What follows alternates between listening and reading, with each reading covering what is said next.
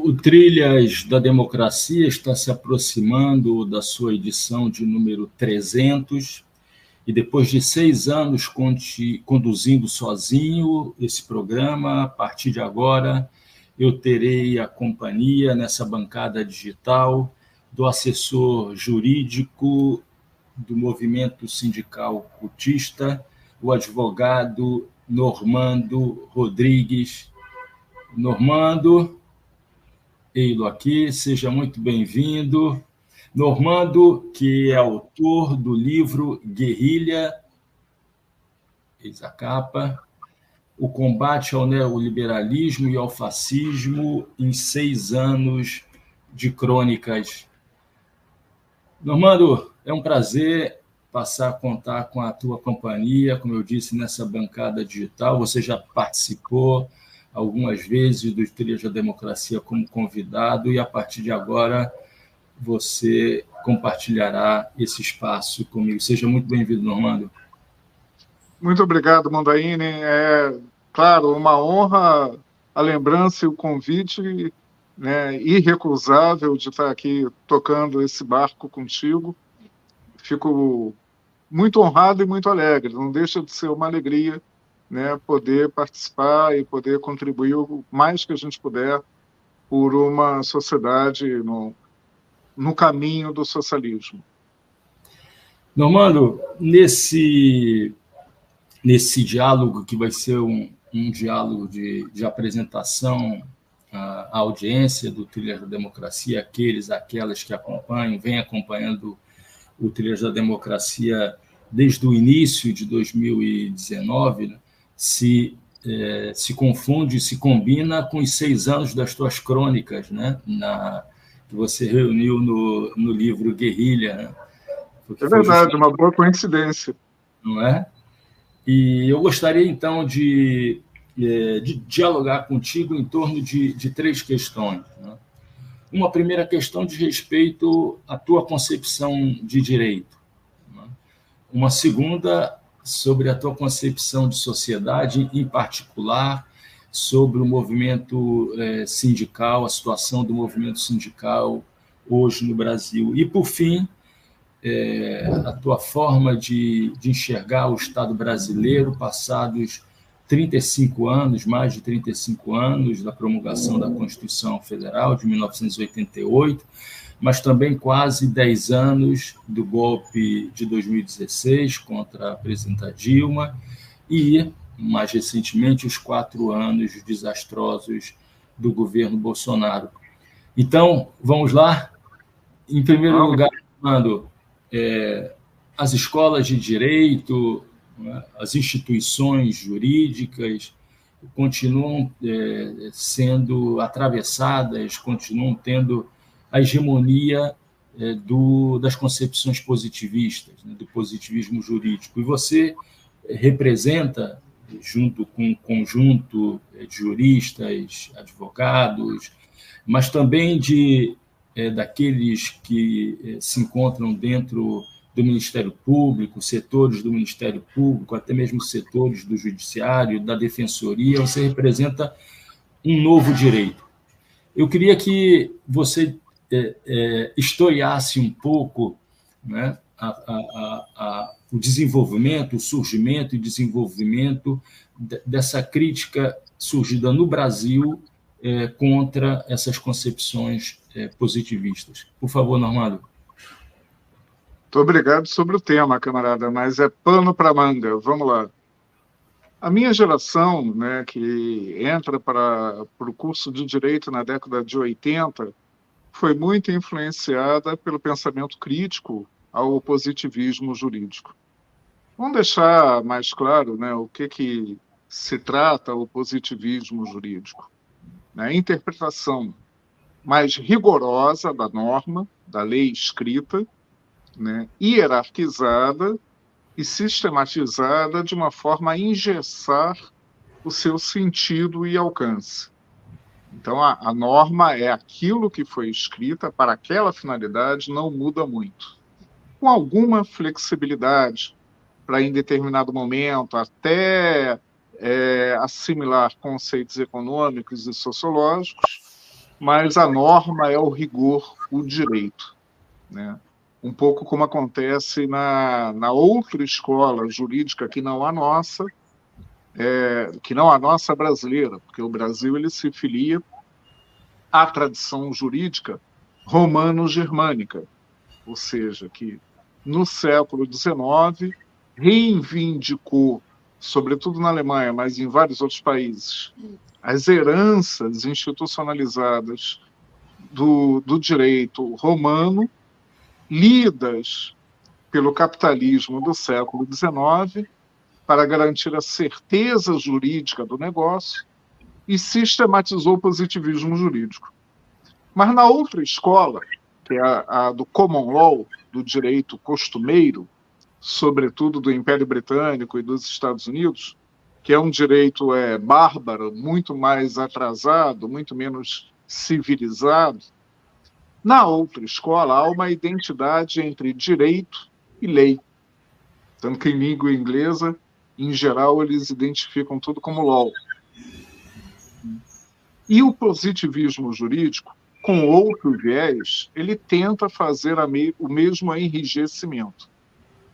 A minha geração, ela foi, como eu disse, muito influenciada, claro, num pensamento minoritário, mas fomos muito influenciados por críticas que foram surgindo a partir do marxismo, né, inclusive do dito marxismo ocidental, né, que você conhece muito bem, e tivemos um nome falecido em 1986 que foi muito decisivo para essa influência, que foi o do professor Roberto Lira Filho, né, que formou uma série, né, de operadores do direito dentro de uma concepção de que o direito é uma expressão da luta de classes.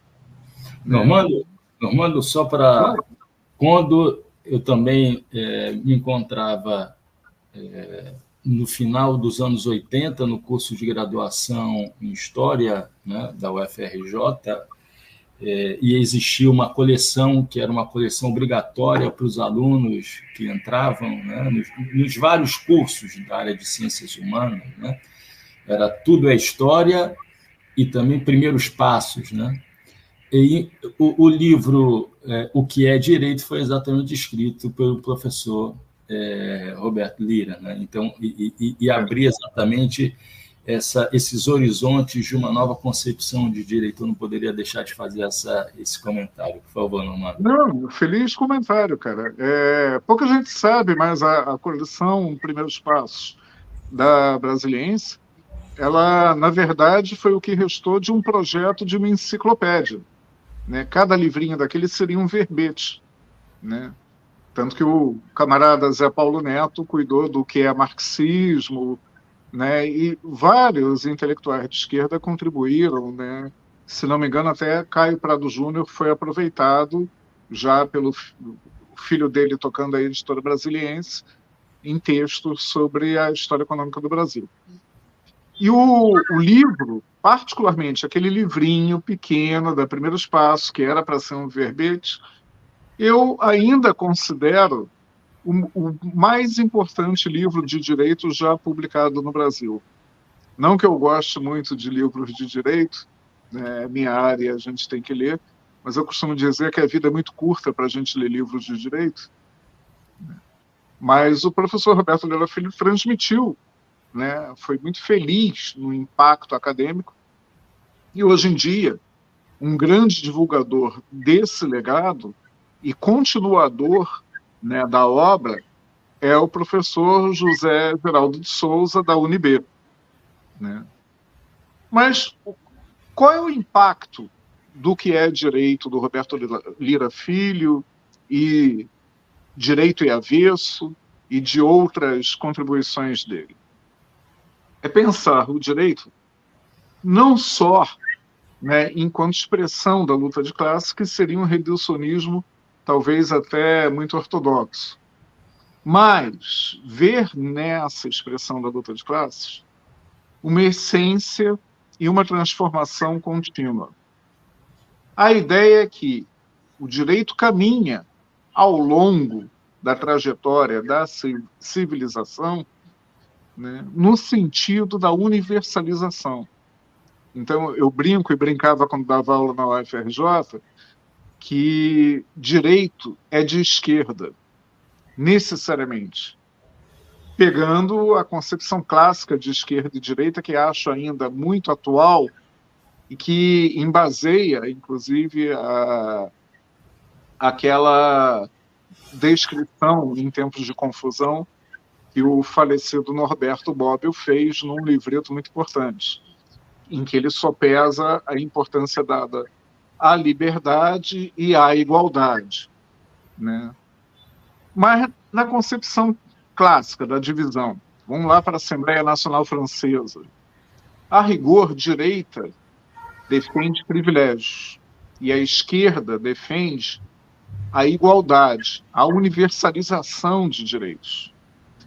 E quanto maior for o recorte histórico que você traça do desenvolvimento do direito, mais evidente fica que existe essa caminhada. Claro que com contradições, claro que com complexidades. O direito é um complexo, uma esfera complexa, que interage o tempo todo com os outros complexos, do grande complexo de complexos que é a sociedade. Então, ele está interagindo e sofrendo colonização hoje em dia do complexo da economia, ele interage, né, com o complexo da organização social, da política. Então, o direito ele está aberto à sociedade. Mas quanto maior for a janela histórica que você traçar, mais evidente fica esse caminhar. Com uma contradição muito significativa. Essa é constitutiva do que é o direito, que é a contradição entre o direito escrito e o direito aplicado. Desde que o primeiro sistema jurídico foi escrito na Babilônia, desde lá até hoje em dia, uma coisa é o direito que está no papel, né, ou antes nas pedras ou nos tabletes de argila, e o direito praticado na realidade. Porque o direito no papel tende, com retrocessos, com avanços e retrocessos, mas ele tende, historicamente, a universalizar direitos. E o direito praticado na realidade, ele tende a ser um particularismo da classe dominante. Então, essa característica para a gente é central, né? O Roberto Lira Filho tinha uma frase que ele usava para identificar essa essencialidade do direito, é que identificar o que é enquanto vai sendo. Ou seja, ele está em transformação permanente, mas existe uma essência imutável. E está ali essa essência. Agora, esse embate entre a teoria crítica e o positivismo jurídico, ele é muito característico das escolas de direito até determinado momento, mas com o neoliberalismo, o direito no Brasil ele passa a ser colonizado, né, pela economia mais fortemente, e para isso ele passa a adotar teorias jurídicas que não são nossas, são adotadas acriticamente, diversos institutos do common law que são incompatíveis com o nosso sistema jurídico, são importados acriticamente, porque é moda, porque é bonitinho. E há na academia também um viés muito preocupante de uma pós-modernidade relativista que nega exatamente essa evolução histórica do direito. Para os pós-modernos que poluem as escolas de direito hoje em dia, né, o relativismo deles torna nulo qualquer evolução. A frase dita é: não há desenvolvimento, há avanços e retrocessos sem uma lógica histórica. E isso abre, talvez, uma perspectiva mais danosa ainda do que o positivismo, que é a livre interpretação do juiz. Então, o juiz cria o direito, né, na sua dicção, né, naquilo que ele lê, e aquele é o direito e ponto final. Expressão maior disso, eu acho, não se reduz a ele de forma alguma, é apenas produto da sua época, é o atual presidente do Supremo, aquele que se disse um mártir do direito anteontem, porque não pôde viajar para acompanhar as Olimpíadas de Paris, porque teve que ir se reunir com juízes em Porto Velho e Boa Vista. E, Normando, pensando nas escolas, né? Nas escolas que formam os chamados operadores de direito, né? Para nós deveriam ser os transformadores do direito, né? Eu passei um certo período da minha vida, um curto período da minha vida, lecionando em cursos de direito, faculdades de direito, sempre naquelas disciplinas do ciclo básico, né? Sociologia jurídica, história do direito, filosofia do direito, né? Sempre procurando levar um pouco da reflexão crítica acumulada nos anos de estudo histórico, né? Estamos juntos, foram as disciplinas que eu lecionei também. E era muito comum entre os alunos, né? Essas disciplinas sempre eram dadas no ciclo básico, era muito comum os alunos perguntarem quando é que vai começar o curso de Direito de verdade, né?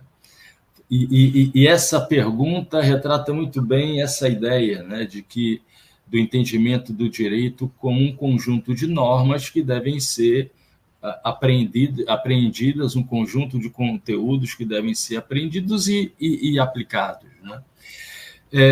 Mas também os concursos da área jurídica continuam em larga escala reproduzindo isso, né?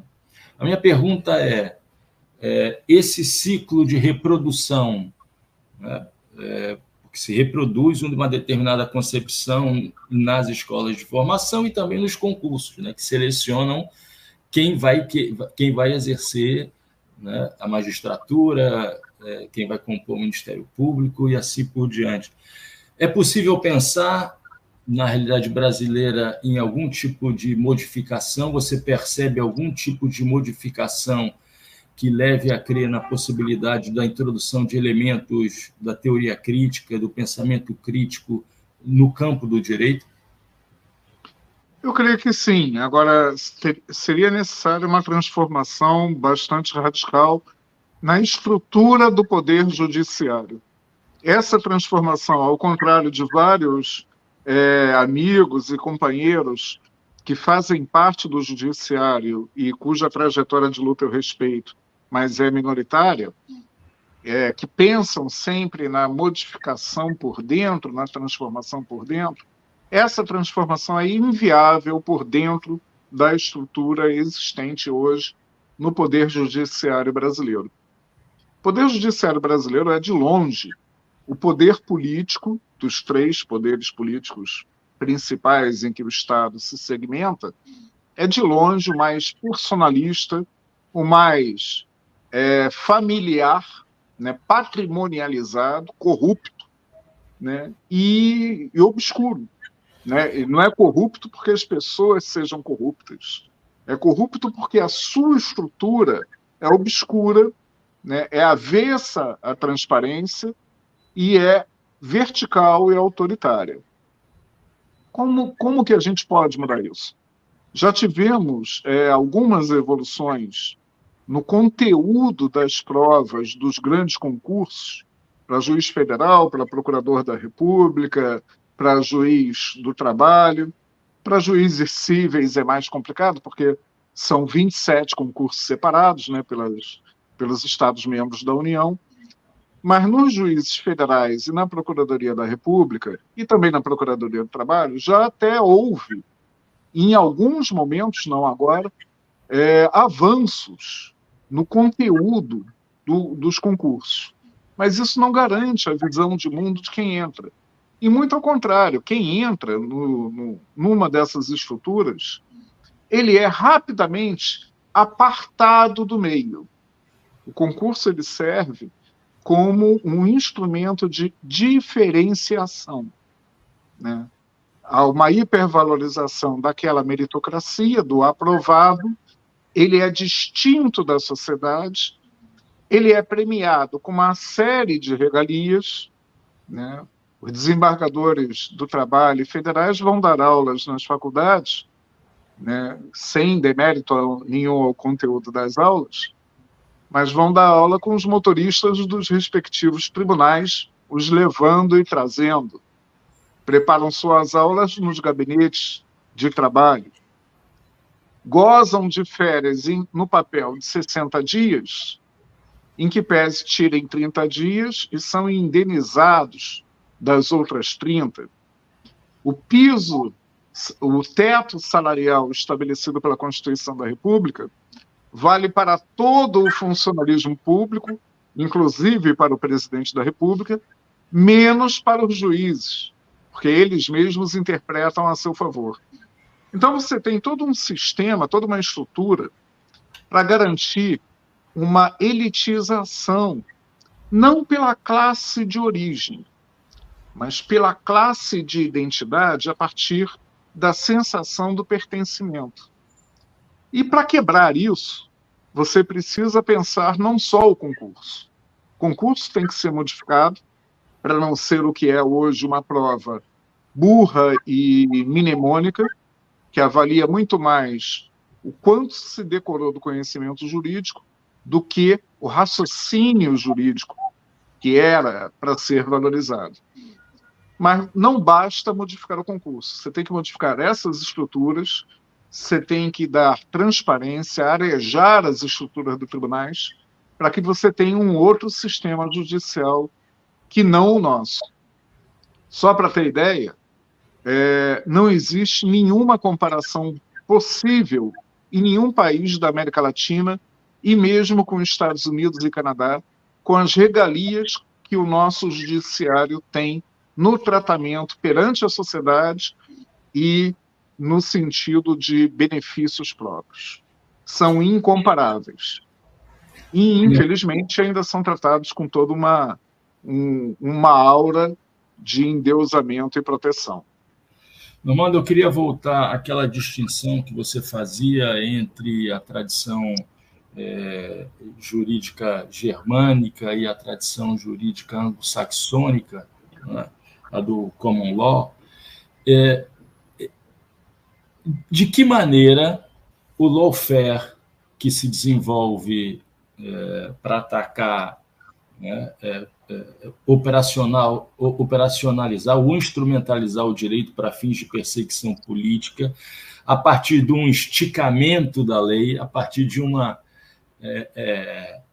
vou usar o termo, de uma manipulação das leis existentes, de que maneira fez-se uso dessa tradição do common law, né, para fins de perseguição política? Ou eu estou fazendo uma ilação sem sentido? Não, faz todo sentido do mundo.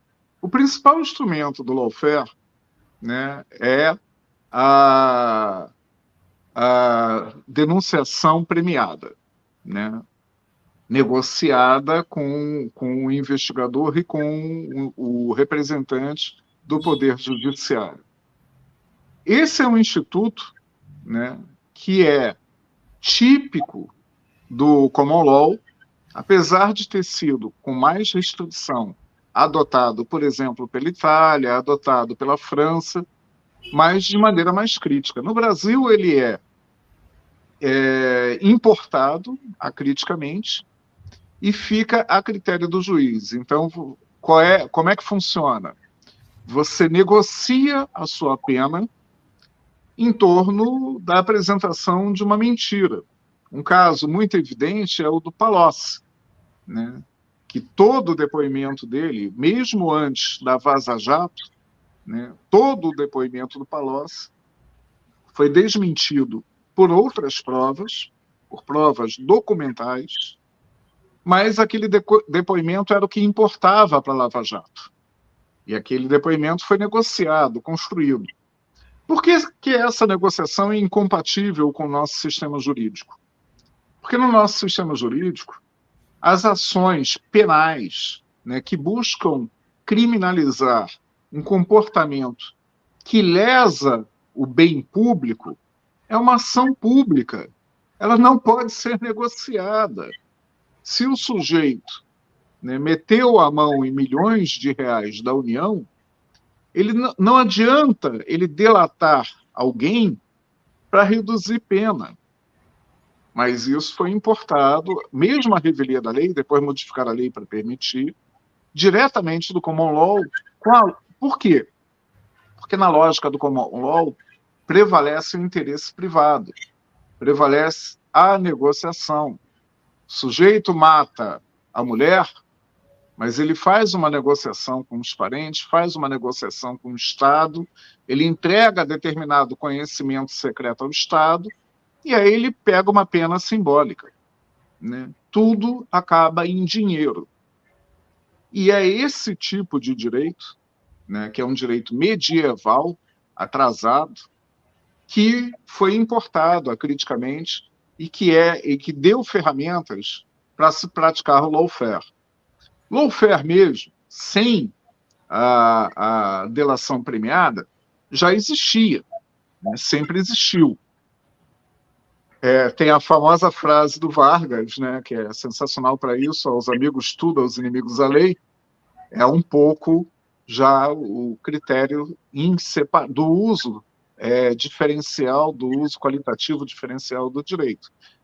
Mas o lawfare no Brasil ele caminha muito com essa associação. Não é à toa que Moro e seus asseclas foram treinados na substituta histórica da Escola das Américas, né? A Escola das Américas era aquela escola de tortura que os Estados Unidos treinavam seus agentes. Inclusive, é bom que se diga, o candidato derrotado nas eleições da Venezuela era um desses agentes de tortura, na época das ditaduras latino-americanas, treinado na Escola das Américas. E aí os Estados Unidos substituíram a Escola das Américas, né, pelo treinamento de juízes e membros do Ministério Público no combate à corrupção, que não é nada de novo, né? E só um registro histórico: aquela Escola das Américas lá da tortura, ela pegou tecnologia de tortura dos nazistas, né? Vários alemães da SS, que eram famosos, inclusive Klaus Barbie, o açougueiro de Lyon, né, foram os professores fundadores daquela escola. Normando, passando do direito, mas sem abandonar o direito, para análise da sociedade brasileira, do ponto de vista crítico, em particular do movimento sindical, você é assessor jurídico do movimento sindical cultista, ou seja, você atua em grande parte no campo do direito trabalhista, né? Quais foram os impactos, né, das contrarreformas trabalhistas que foram levadas a cabo nos últimos anos, dentro das lutas dos movimentos sindicais, das demandas do movimento sindical, das demandas do movimento dos petroleiros, ao qual você se encontra particularmente vinculado? Quais foram os impactos já sentidos em função dessa contrarreforma trabalhista? Então, Mondaine, é importante a gente situar que a contrarreforma trabalhista ela tem um pressuposto que é o golpe de 16, né? Um eixo principal da contrarreforma é colocar o que for negociado, livremente negociado entre patrão e empregado, acima do que está escrito na lei. Tá? Isso foi pretendido pelo governo Fernando Henrique, só para lembrar. Tá? No apagar das luzes do governo Fernando Henrique, o Executivo manda um projeto de lei que é aprovado em velocidade relâmpago na Câmara e no Senado, nos finalzinho de 2002, porque o Lula já tinha sido eleito. Então, eles queriam passar aquilo de qualquer maneira. A tradição trabalhista nossa era de a legislação estabelecer um piso de direitos e a negociação coletiva avançar nesse piso. E a lógica de inverter isso é deixar tudo à vontade do empresário.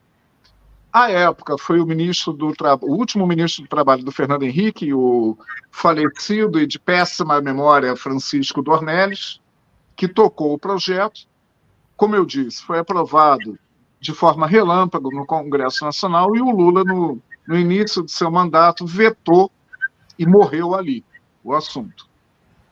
Isso passou anos na gaveta, volta e meia o patronato levantava em alguma oportunidade, levantaram essa bandeira na época do mensalão, achando que o Lula ia cair, não caiu, guardaram a bandeira novamente, e aí com o golpe de 16, né, um ministro do Trabalho, que é de extrema direita, que era muito ligado a Bolsonaro, e é muito ligado a uma organização de extrema direita da Igreja Católica, a Opus Dei, o ministro Ives Gandra Martins Filho, não é o pai também deu subsídio jurídico para a tentativa de golpe do Bolsonaro, né? Mas o filho, no seu gabinete no Tribunal Superior do Trabalho, sistematizou a contrarreforma da CLT em 2017, consagrando a sobreposição do negociado sobre o legislado, mas não só. Também cortou a contribuição sindical obrigatória, né, e transformando-a só em negocial, sob, claro, a justificativa da modernização e deixar tudo à livre negociação coletiva, mas o efeito concreto disso é que asfixiou enormemente os sindicatos. E você tem uma inversão de valores, que é exatamente aquilo que o liberalismo queria. Porque a justificativa deles era, vamos deixar para livre negociação, porque é um pouco do darwinismo social. Os sindicatos mais aptos na negociação vão prevalecer e vão sobreviver, vão arrecadar. Passados esses anos todos da Contra-Reforma, o que você percebe é o efeito contrário. Os sindicatos mais combativos não têm conseguido sobreviver. A central sindical de todas elas, que mais teve impactos financeiros negativos, foi a CUT. Exatamente porque o patronato evita a negociação coletiva e, sobretudo, a pactuação da contribuição sindical com os sindicatos mais combativos. Então, a Contra-Reforma ela representa uma asfixia na organização política dos trabalhadores do ponto de vista coletivo. E do ponto de vista individual, ela representa uma deterioração dos direitos individuais do trabalho significativa e uma redução daquilo que já era pouco, que era a residual eficácia da justiça do trabalho, né?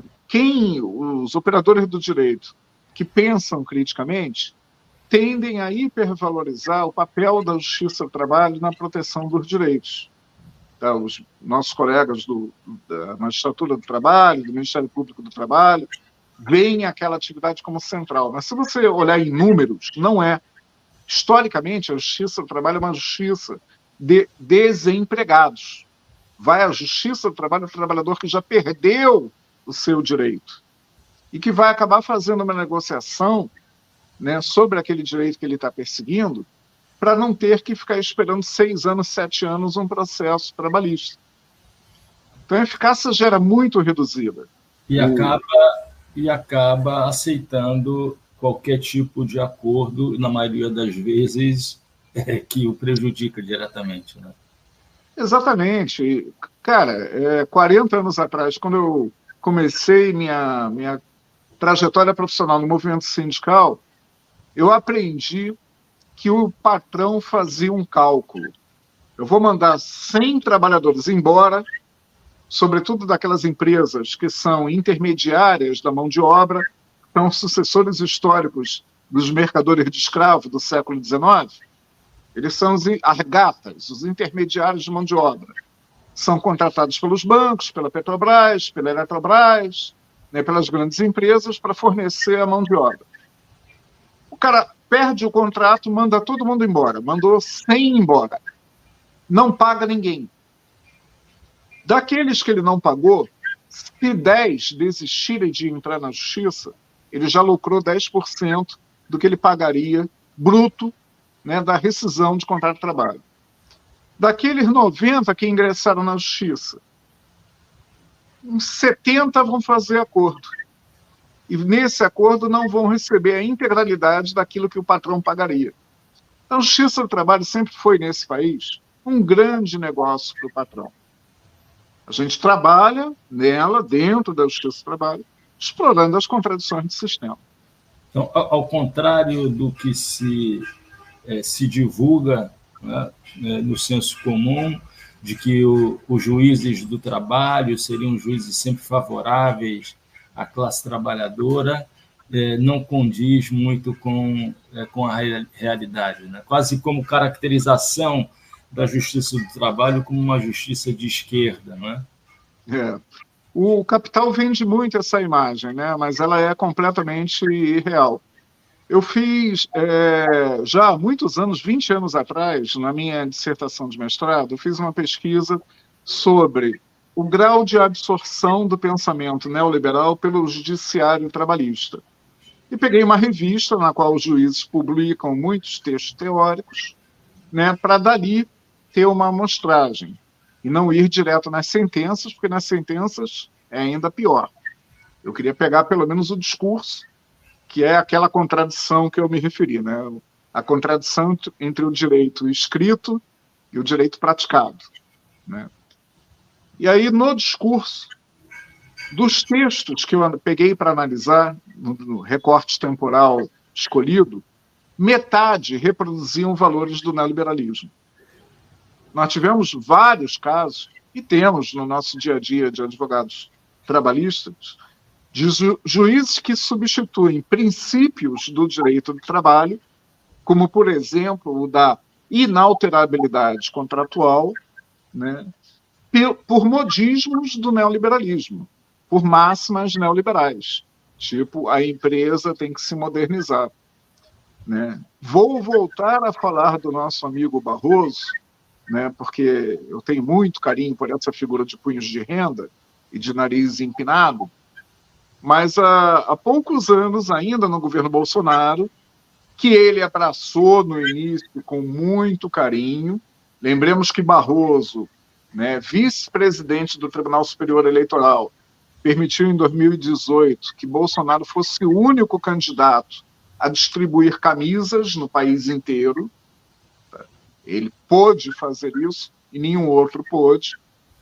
O Barroso, há poucos anos, ainda sob a hegemonia do bolsonarismo, num julgamento sobre a contribuição sindical e a reforma contra a reforma de 2017, declarou para todo mundo ouvir: o sindicato tem que estar fora da relação entre trabalhador e empresa. O sindicato atrapalha, o sindicato impede a modernização. Normando, falando de um outro discurso típico, né, do neoliberalismo, que é o discurso do empreendedorismo, eu não sei se você chegou, na tua pesquisa, a entrar em contato com justificativas do empreendedorismo, mas eu me lembrei agora, e você deve ter vivenciado isso, os diversos PDVs, os diversos planos de demissão voluntária, aconteceram vários na Petrobras, né? E nessa época se surfava na onda, né, do empreendedorismo, se explorando a ideia de que o trabalhador não quer ter patrão, quer ter o seu negócio próprio. Qual é o balanço que você faz desses programas de demissão voluntária que aconteceram, em particular no espaço da categoria dos petroleiros e da Petrobras? Eu preciso voltar ao movimento sindical até para falar disso. Mas indo direto na tua provocação, que é muito boa, camarada. Tanto nos petroleiros quanto nos bancários, os PDVs eles estiveram ligados, primeiro, a enxugamento da mão de obra, né, a redução drástica da mão de obra, E quando esse enxugamento ele não podia ser completo, a terceirização da atividade fim. Os bancos fizeram isso. Hoje, o grosso da mão de obra dos grandes bancos brasileiros é trabalhador terceirizado, com direitos reduzidos e com sindicalização ameaçada, nunca respeitada, e também na Petrobras. Na Petrobras, os PIDVs eles têm dois outros componentes, um interno e um externo, que são significativos. O interno, porque eles foram lançados sempre em tons de ameaça, inclusive nos governos do PT. Os PIDVs ou PDVs eram lançados como vai ser um empreendedor, vai ser um capitalista, etc. e tal, mas, junto com isso, vinham sinais que diziam a empresa vai acabar, a empresa vai ser privatizada, a empresa está sendo sucateada. Então você pega essa grana e vire um pipoqueiro na esquina da sua rua, que você vai ter seu futuro mais garantido do que se ficar aqui. Os dois grandes PIDVs do governo Fernando Henrique foram assim, né? E em menor grau os do governo Dilma, sob a gestão desastrosa da presidência da Graça Foster na Petrobras, também o foram. Na Petrobras, isso foi combinado, do ponto de vista externo, com um processo de terceirização da atividade fim, muito antes, mais de 10 anos antes que o Supremo mudasse a sua interpretação da terceirização para, junto com a Contra-Reforma Trabalhista, fazer o liberou geral da mercadoria de escravos, né, no neoliberalismo.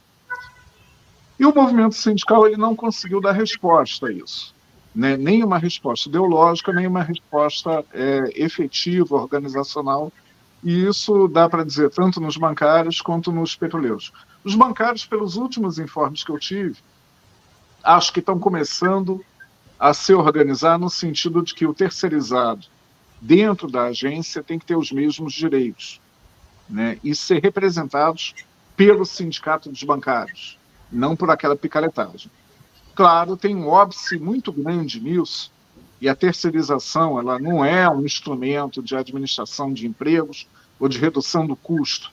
Ela é, sobretudo, um instrumento do capital para fragmentar a capacidade de organização política dos trabalhadores.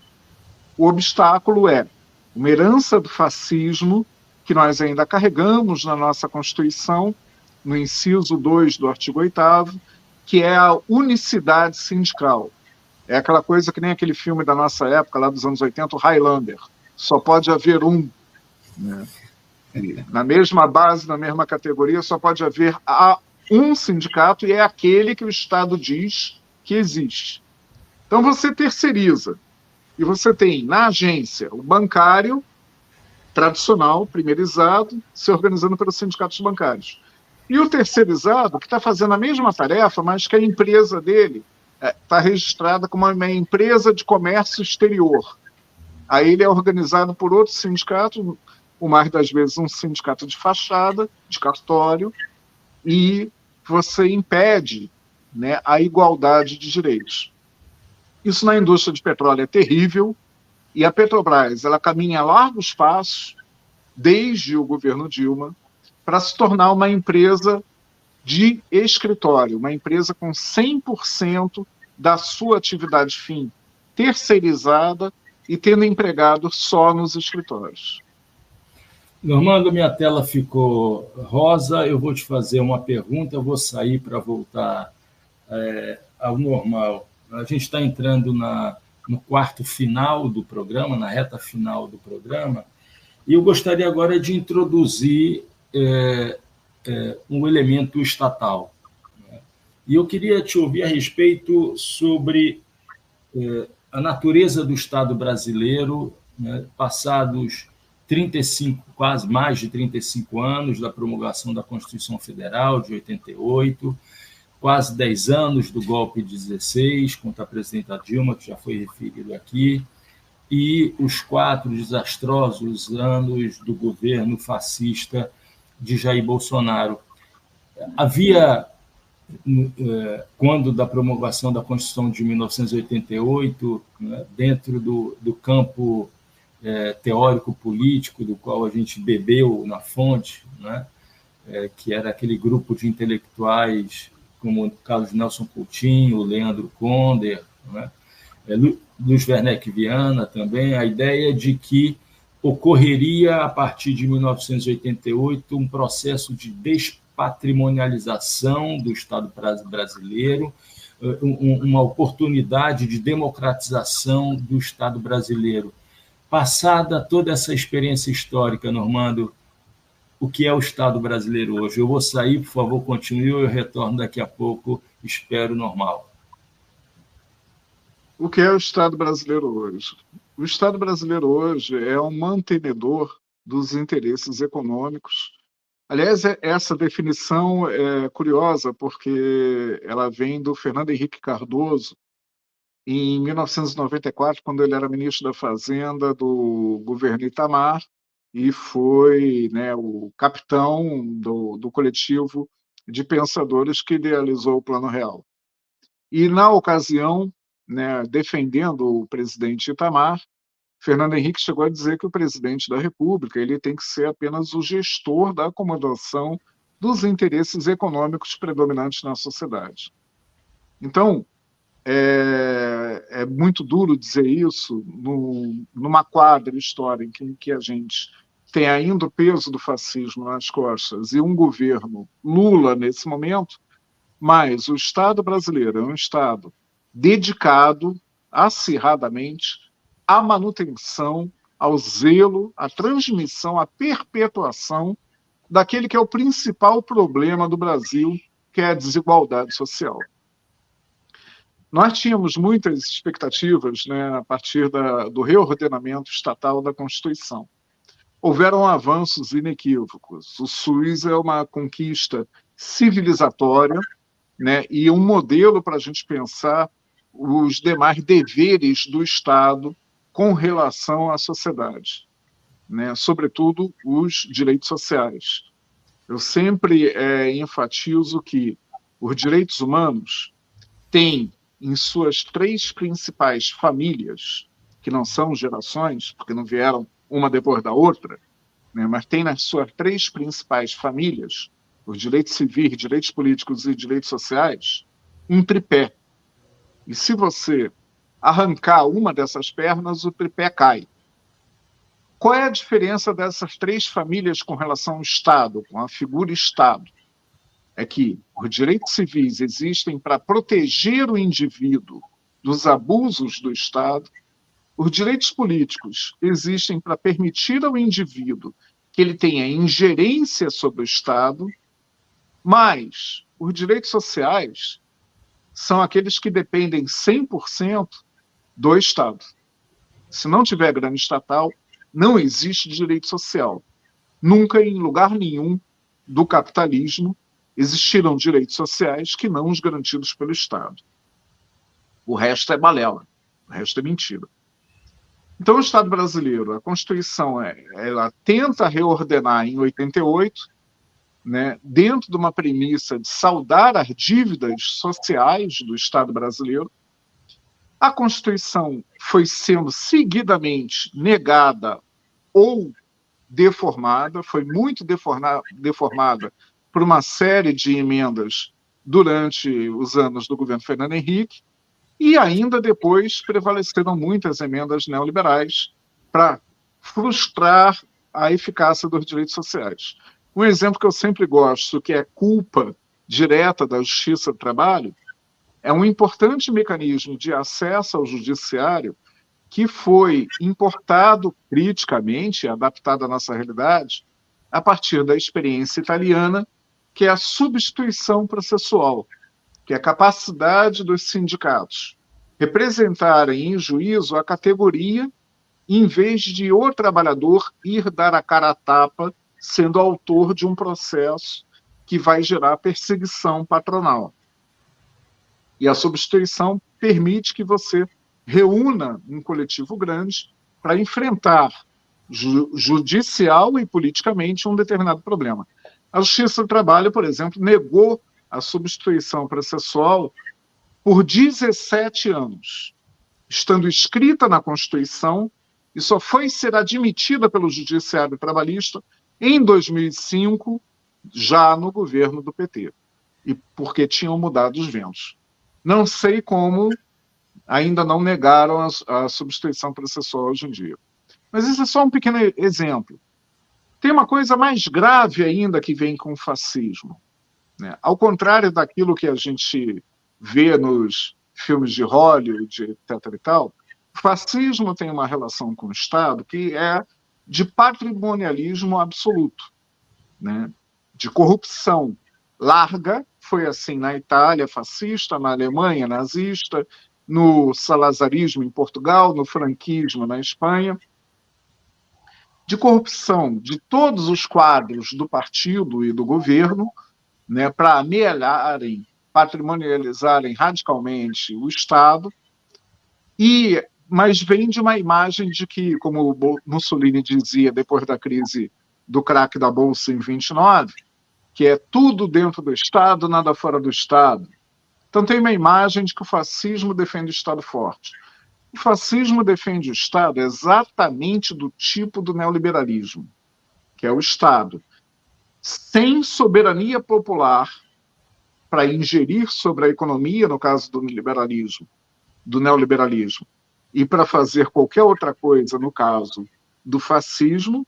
Aliás, né, aquele filósofo da política atual, Donald Trump, ele, na semana passada, ele deu uma frase muito sincera, dizendo que, se ele for reeleito, terá sido a última eleição para presidente nos Estados Unidos durante muitos anos. O que eu gosto dos fascistas é que eles mentem muito, mas, na radicalidade, eles acabam sendo sinceros nessas coisas. Então, o Estado, ele foi manietado pelo fascismo bolsonarista nesses 4 anos, no sentido de ser transformado numa ruína, de ser inoperante nos conselhos que são a forma de democracia direta idealizada lá pelo Carlos Nelson Coutinho, ainda nas críticas à Assembleia Nacional Constituinte, em 1986, né? Então, o fascismo ele desmonta os conselhos no Estado, desmonta a estrutura de direitos sociais do Estado brasileiro, e o governo Lula reinicia, o terceiro governo Lula, né, com uma perspectiva de terra arrasada.